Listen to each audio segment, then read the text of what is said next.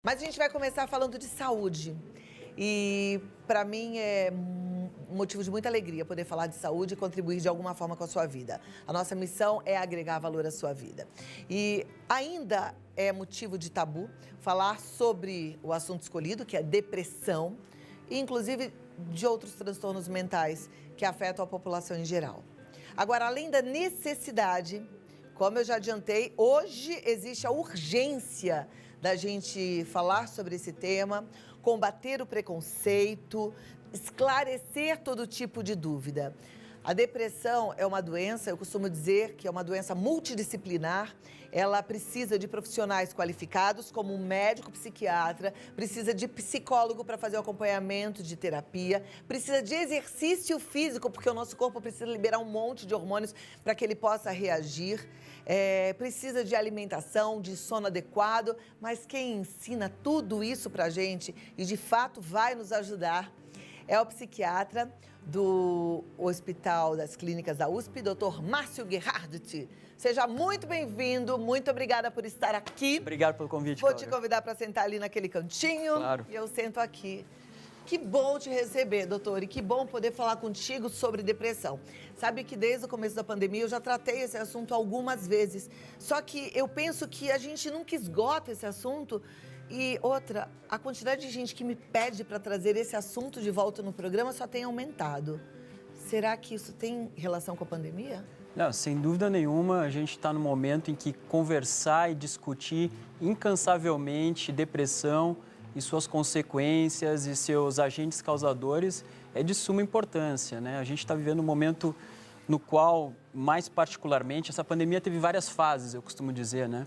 Mas atualmente a gente está numa fase que é a consequência dos prejuízos, né? Pessoas tiveram prejuízos das mais diversas naturezas, né? Perdas econômicas, perdas familiares, adaptações em termos de trabalho. Muitas ainda estão convivendo em situações muito atípicas ainda de convivência familiar mesmo, em função das escolas ainda não terem voltado à normalidade. E tudo isso tem gerado o que eu chamo de combustível da depressão, né? Que é o principal fator de risco para a depressão, que poucas pessoas sabem, é a grande ansiedade, né? A ansiedade persistente, a ansiedade crônica, ela aumenta o risco de depressão das pessoas de uma forma absurda, né? E o que é a ansiedade, né? A ansiedade, ela é percebida pelas pessoas de uma forma geral como estresse, né? Estresse, ansiedade, quando são causados de forma mais prolongada, como nessa pandemia, acabam gerando, sim, casos de depressão e que a gente tem visto, são aumentos muito expressivos na prevalência da população. A gente tem alguns dados que a produção preparou, e eu vou até mostrar e a gente continua conversando. Vamos acompanhar aqui. A Organização Mundial da Saúde estimou que em 2020 a depressão seria considerada a doença mais incapacitante do mundo. Com mais de 12 milhões de pessoas com depressão, o Brasil é o país da América Latina com o maior contingente de indivíduos com o problema. São mais de 264 milhões no planeta. E como você está? Nas 2 últimas semanas, com que frequência você se sentiu com pouco interesse ou prazer em fazer as coisas? Ficou para baixo ou sem esperança? Teve dificuldades para pegar no sono ou dormiu demais? Sentiu muito cansaço ou falta de energia? Sentiu seu apetite reduzido ou exagerado? Teve problemas de concentração para realizar suas tarefas? Pensou que seria melhor morrer ou teve vontade de se machucar? Algumas entidades têm disponibilizado atendimento psicológico gratuito. Um deles é o Escuta 60+, um grupo de psicólogos e psiquiatras que se revezam para falar com pessoas com mais de 60 anos. O atendimento é gratuito via telefone 11 3280 8537. Precisamos estar atentos aos sinais. Muito bem, a gente falou bastante sobre esse assunto em setembro, mas como eu disse, é um assunto que a gente não cansa de receber solicitação sobre ele. Uma das questões que eu mais tenho recebido ultimamente é como diferenciar, né, dificuldades do dia a dia, o fato das pessoas estarem muitas vezes até cansadas por virtude do trabalho, da nova rotina que se estabeleceu, E como diferenciar isso? Será que eu estou com depressão? Você acabou de mostrar uma lista de sintomas que muitas pessoas em casa devem ter se identificado, né? E como fazer esse discernimento até onde é o normal? Não, eu estou cansada, eu estou simplesmente estressada pelas condições diferentes que a gente está vivendo, de uma doença real, né? E eu acho que a dica mais importante para ajudar as pessoas a entender isso é que ser esses sintomas de desgaste, de tristeza, de mudança de padrão de funcionamento, de humor, de ânimo, persistirem por mais de 4 semanas e estiverem levando a um prejuízo importante, que muitas vezes são percebidos até por familiares antes mesmo que da própria pessoa. Você vai receber dicas de alguém, poxa, eu acho que você está diferente, você está bem, né? Aí eu acho que é momento de, no mínimo, fazer uma consulta com um psicólogo ou um psiquiatra para tirar dúvida. Olha, eu estou aqui só para saber se está tudo bem comigo, que eu estou um pouco diferente. E a gente precisa quebrar o preconceito sobre isso, né? Não é para deixar para ir no psiquiatra quando já está super mal e já não consegue mais fazer uma série de questões, né? Muitas vezes vai lá para tirar uma dúvida. Olha, tem acontecido essas coisas, o que você acha? Porque nesses casos, quanto mais precocemente a gente intervir, mais tranquilo é o tratamento, menor a dosagem de remédio que a gente precisa usar e também menor a duração do tratamento. É interessante quando a gente fala, né, de medicamento, aí você já falou, menor a duração, menor a dosagem. As pessoas têm muito medo dessa questão de remédio. Outro dia eu estava pensando e eu, não sei, conversando com os amigos, concluímos que tem pessoas que confundem o que é remédio antidepressivo com calmantes, né? Aqueles calmantes que geram dependência e que a pessoa fica tomando até por dependência e não buscou ajuda realmente para tratar aquela dificuldade de dormir ou aquela insônia. O que é um antidepressivo, o que é um calmante? Bom, vamos lá, isso aí é realmente muito confuso para a maior parte das pessoas. Por quê? Porque os antidepressivos também acalmam. Então, você pode falar que eles são calmantes. Mas o que é conhecido de forma popular como calmante são remédios que não são antidepressivos, mas que agem rápido e tranquilizam a pessoa. Ou seja, são sedativos, né? Que muitas pessoas usam para dormir, muitas pessoas usam para momentos de maior ansiedade. Quais são eles? São bromazepam, clonazepam, que é o Rivotril, que é muito famoso, Lexotan, diazepam. Que são remédios que foram muito famosos e muito utilizados há muito tempo atrás. Algumas décadas atrás. Isso. Né? Mas qual o problema deles? Eles são remédios que são os famosos tarja preta. Né? Causam dependência. Causam dependência, não tratam depressão, eles só sedam a pessoa naquele momento ali, dura mais ou menos umas 4, 5 horas o efeito deles e passa. Só que acontece, né? O uso deles diário começa a acostumar o cérebro gosta deles. E aí causa um vício, que o dia que você não toma, você passa mal. E eu acho interessante a gente falar sobre isso, porque esses remédios, eles também causam algumas reações quando são tomados a longo prazo, né? Eu vejo hoje senhoras que eu conheci na juventude, que estão falando mais mole, que estão mais lentas. Sim. Isso pelo abuso desse tipo de medicamento. Exatamente. Causam, inclusive, problemas de memória, aumentam o risco da incidência de demências. Então, não são medicações inocentes, né? Tem até uma piada, né, que é engraçado, né, que você pergunta para a senhora, mas você não pode tomar esse tipo de medicação diariamente há tanto tempo. E ela responde, mas como que não? Eu tomo há 30 anos. E existe uma legião dessas senhoras que realmente abusam desse remédio e usam há anos e desconhecem o quão mal aquilo faz para ela. Né? E é difícil encarar uma parada de uma medicação dessa tranquilizante, tarja preta, é muito semelhante a uma desintoxicação por alguma droga mais pesada, porque causa muita abstinência no momento da retirada. E aí que está a resistência em enfrentar isso. Então é importante. Eu acho que fazendo essa distinção já fica mais tranquilo para a gente percorrer o caminho da depressão. Porque depressão, gente, não é frescura, não é doença de rico, não é falta de trabalho. Depressão é uma doença. E como doença, é uma doença de ordem mental, psíquica, ela precisa de tratamento medicamentoso na maioria das vezes ou sempre? Olha, para casos leves, casos muito leves, a gente pode até abordar com psicoterapia, né? Mas quando o quadro já está mais moderado e tem alguns sintomas mais importantes, aí não tem escolha, aí realmente é medicação. O que é um quadro leve de depressão? Até para todo mundo entender. Ou o que é um quadro onde já precisa de uma intervenção? Eu acho que assim, o divisor de águas para esses quadros é a presença de pensamentos mais pesados, né? Pensamentos mais negativos, que envolvem morte, que envolvem um pessimismo muito forte acerca do seu futuro, pensamentos mais trágicos, que invadem a mente da pessoa. Ela não escolhe pensar naquilo, aquilo simplesmente surge no conteúdo do dia a dia e, por consequência, como você pode imaginar, interfere em todas as escolhas, em todas as atitudes dela do dia, né? Então, eu acho que quando essas coisas mais negativas estão presentes, não tem escolha, e aí realmente isso com medicação. Agora, quando existe só um probleminha de ânimo, uma tristeza bem leve, sem grandes comprometimentos, não é obrigado a medicação de cara. É claro que é mais fácil tratar esses quadros leves com a medicação, acaba muito rapidamente, mas se a pessoa tiver muita resistência ou tiver alguma contraindicação ao uso de antidepressivo por algum motivo, que é coisa muito rara, aí a gente pode optar por um tipo de terapia mais alternativa. A partir do momento que a pessoa começa o tratamento contra a depressão, ela tem uma melhora imediata ou depois de alguns dias?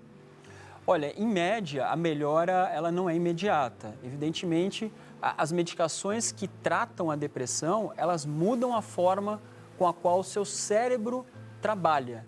O que isso quer dizer? Muda o equilíbrio químico dentro do cérebro. E para ela chegar a esse estado de mudança, demora alguns dias. Em média, de 2 a 3 semanas. A pessoa tem que esperar para ter uma resposta. Então, eu costumo dizer que essa é a janela mais delicada, porque é quando a pessoa vai ter que estar aguardando, ela está com sintomas ainda, mas já está tomando remédio novo. Então, nesse momento, é muito importante a presença do médico, estar junto, estar disponível para tirar dúvidas e não fazer com que a pessoa acabe desistindo por falta de informações, né? Que é uma coisa muito indesejável. Perfeito. Eu lembro de não muito, talvez 15 anos, as pessoas falarem bastante que alguns remédios, inclusive falavam muito do Prozac, que era a pílula da felicidade, elas mascaravam a depressão e a pessoa acabava não entrando em contato com a raiz do problema e que isso seria um fator negativo. É assim? Porque quando você me fala do equilíbrio mental, eu penso que se você equilibra razão com emoção, fica mais fácil da pessoa até entrar no processo terapêutico. Sim ou não? Perfeito. E eu sou super partidário dessa associação da terapia farmacológica com uma terapia psicoterápica, né, com psicólogo. Por quê? Porque, geralmente, se você entrar em depressão, você não vai entrar em depressão sem causas, né? Tem vários fatores particulares da sua vida que podem levar a esse desfecho, né? E, quimicamente falando, o que o remédio trata são as consequências desse estresse no seu cérebro. Então, o que eu vou fazer? Eu vou consertar o seu motorzinho aqui em cima. E a partir do momento que você está funcionando bem, uma consequência desejável é que você também rearranje o seu entorno para que ele seja menos estressante.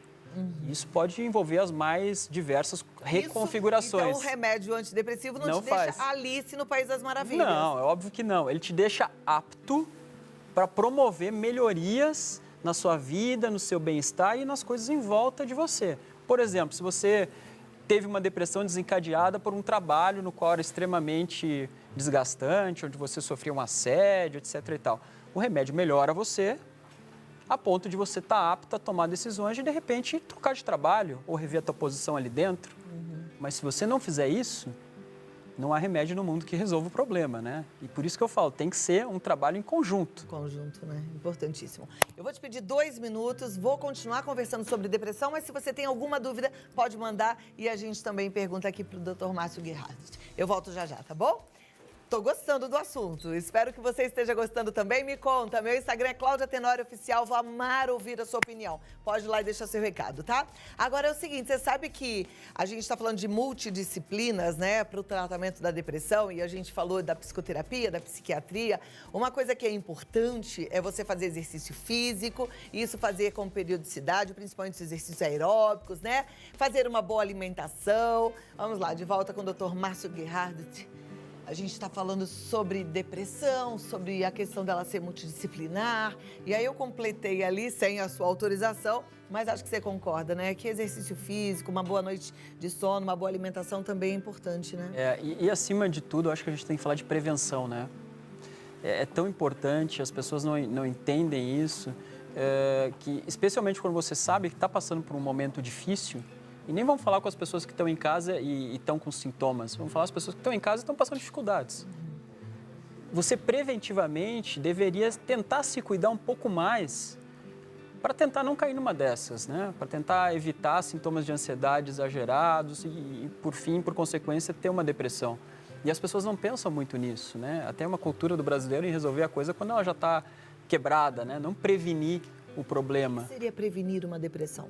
Olha, prevenir uma depressão, eu acho que acima de tudo é ter uma boa qualidade de vida, né? Não ter uma vida levada aos extremos, é tentar cuidar de si, né? Ter um amor próprio, eu diria assim, no sentido de ter um tempo para você, seja fazendo exercício, seja praticando um hobby, seja simplesmente dando uma caminhada no parque com a família. Dedicar alguma energia sua ao planejamento de momentos prazerosos, e não só estar lá trabalhando, não dormindo bem. Precisa dormir, precisa se alimentar, precisa movimentar o corpo. Acho que essas são coisas muito básicas. E, acima de tudo, a gente precisa cuidar das nossas relações, né? Você precisa tratar o seu companheiro, a sua companheira bem, você precisa estar com alguém que te trate bem também. E se você não cuida disso, poxa, é o tempero de tudo, né? Verdade. Aí que começa a nascer uma série de problemas. Então, o que é prevenir? Poxa, às vezes, se você não está bem em casa, vai no psicólogo, vai bater um papo, um terapeuta de casal. Isso, as pessoas têm preconceito, acham que tem que ir lá só quando a coisa estiver brigando. Vai antes, já pede para alguém te ajudar nessa conversa. Acertar os ponteiros e viver feliz. Isso, e ter uma vida mais balanceada, em paz, com menos estresse. É isso que previne a depressão. Perfeito. Eu tenho perguntas na tela, vamos lá? Claro. Vamos acompanhar então, a primeira já vai e a gente presta atenção, porque a dúvida de um sempre ajuda o outro. Tenho depressão e síndrome do pânico há 17 anos. Sinto uma tristeza e um vazio enorme. Tomo antidepressivo e calmante. Não consigo ter mais alegria. O que fazer? Tenho 43 anos. A primeira coisa que me vem à cabeça quando eu recebo casos assim de longa duração, poxa, ter síndrome do pânico e depressão há 17 anos, a primeira coisa que me vem é que alguma coisa não está certa nesse tratamento. Claro, existem depressões que são muito crônicas e precisam de um tratamento ao longo da vida, sim, é a minoria. Porém, mesmo essas, quando bem tratadas, você tem a depressão, você está tomando a medicação, mas você está vivendo bem. Às custas da medicação, mas está vivendo bem. Agora, pelo que ela está falando, ela não está bem. Não consigo ter mais alegria. E numa duração dessas, não está certo. E uma coisa que eu falei aqui no programa, e realmente há muito tempo atrás, sei lá, eu acho que mais uns 6 anos atrás isso, e as pessoas sempre me buscam perguntando disso, olha, eu estou fazendo um tratamento e não estou como você falou que eu deveria estar. Se você está tomando uma medicação, você tem que estar muito bem. Você tem que estar funcionando além do seu potencial normal. Se não está, isso precisa ser revisto. Ou seja, o fato de você estar tomando uma medicação e estar desse jeito, não está certo isso. Bom, e isso aí... precisa ser rediscutido, né? Eu acho que tem que ser rediscutido e eu queria só deixar claro para vocês uma coisa. O Dr. Márcio atende consultório, hoje é até possível atender a qualquer lugar por conta da telemedicina, mas eu quero chamar a atenção aqui que ele também é médico da rede pública, né, do Hospital das Clínicas. Ou seja, existem bons médicos. Às vezes a gente também é meio acomodado, fala assim, mas eu já fui uma vez, ele me deu essa receita, agora eu só vou lá pegar a receita. Não, tem que discutir, tem que conversar, tem que falar, doutor, não posso jogar minha vida fora. 17 anos não são 17 dias, né? E isso é um detalhe muito importante que você falou, né? Eu não sei se por algum hábito, algumas coisas assim, as pessoas não estão acostumadas a ir a um psiquiatra, a ir a um psicólogo de forma regular. Elas acham que vão lá pegar uma receita e que a receita vai resolver a vida.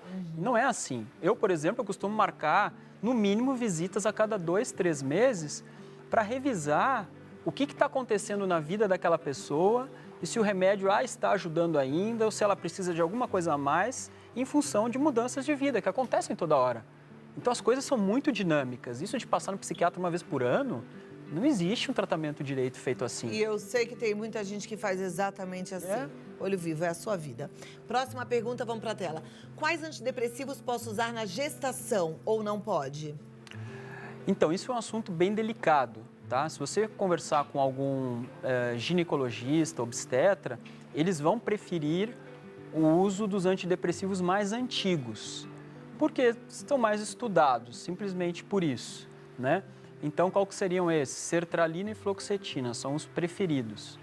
Porém, em muitos casos, esses remédios não são efetivos para algumas questões mais complexas. Aí a gente opta por outras medicações. Então, eu sempre digo, essa pergunta de gestação, ela é muito individualizada, porque algumas pessoas, em função do custo-benefício, ou seja, aquela pessoa sem o antidepressivo, ela fica muito mal.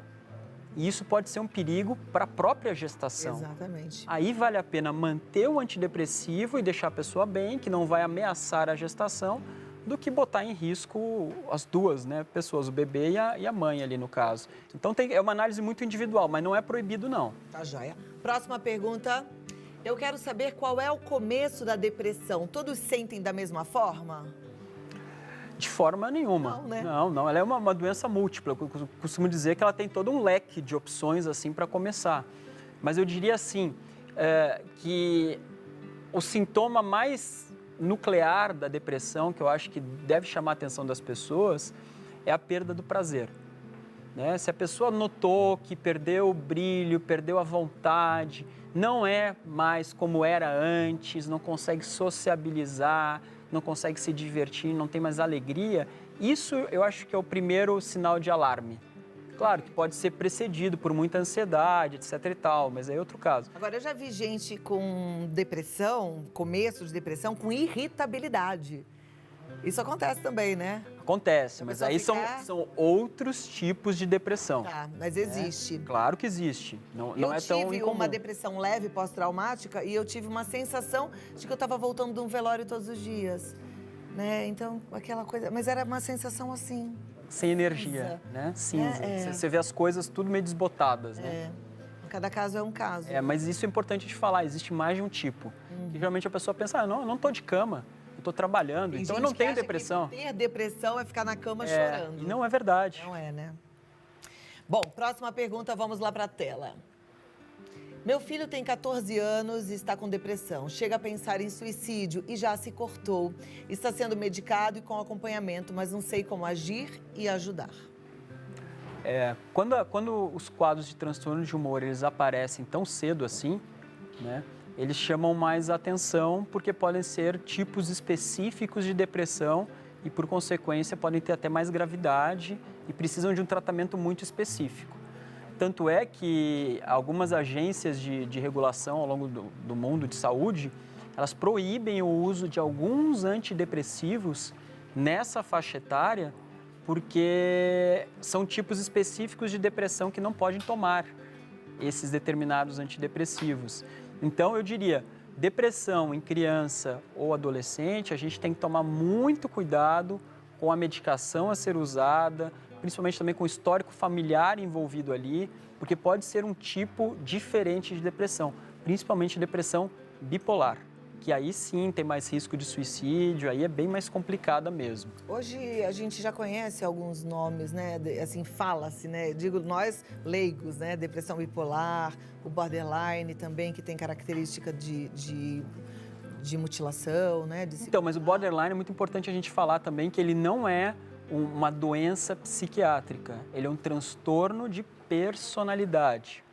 Né? Então, ele não é tal como depressão, transtorno de ansiedade, não. Ele é um problema de personalidade, é uma característica de personalidade na qual a pessoa aprende a reagir, a se defender do mundo, a responder aos estímulos externos de uma forma patológica, né? Uma forma anormal que não faz bem para ela nem para quem está Mas próximo. aí trata com psiquiatra também? Tratado fundamentalmente com terapeuta, com psicólogo. Bom, e tratamento da família, né? Toda segunda-feira a gente fala aqui, gente. Uma família onde tem alguém com alguma desordem emocional, Respinga nos outros. mental, psíquica, tem que tratar todo mundo.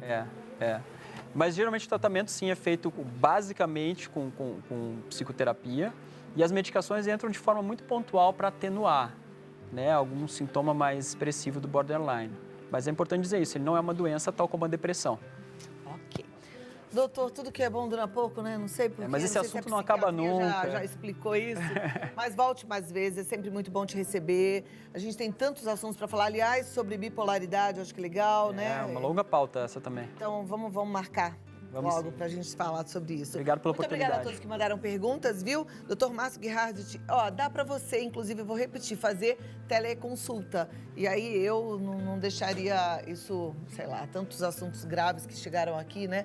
Procure um bom médico. É importante falar isso, tá? Essa história da teleconsulta é muito bacana, surgiu agora, é um recurso novo, está dando mais acesso para as pessoas. Porém, casos graves, nada substitui a consulta presencial. Isso é uma coisa que todos nós que estamos mexendo com isso agora temos percebido. Quando a pessoa não está bem mesmo, instável, resolver por vídeo é muito difícil. Claro que é melhor do que nada, mas a pessoa precisa ter esse contato, esse acolhimento pessoal é muito importante. Show. Bom médico é bom médico, né, gente? Anota aí, ó. 11 30 45 14 74. 11 30 45 14 74. Tem o site www.progruda.com. Dr. Márcio Guihardi, muito obrigada e até a próxima, que seja breve. Vamos lá, gente. Seguindo com o nosso Vida Melhor, aprendendo muito. Ainda temos muitos assuntos pela frente, muita coisa boa preparada para você, tá? Você viu que o estilo de vida, buscar estar bem com a vida, com a autoestima cuidada, isso tudo faz muita diferença, né? Isso tudo faz a boa prevenção. Por isso é que eu quero falar para você, minha amiga, acorda, ó. Você que tá aí chateada, porque você não é mais aquela que você era antes. Volta, corre atrás do tempo, corre atrás do prejuízo. E se for um fator estético, isso a gente trata aqui agora e é rapidinho.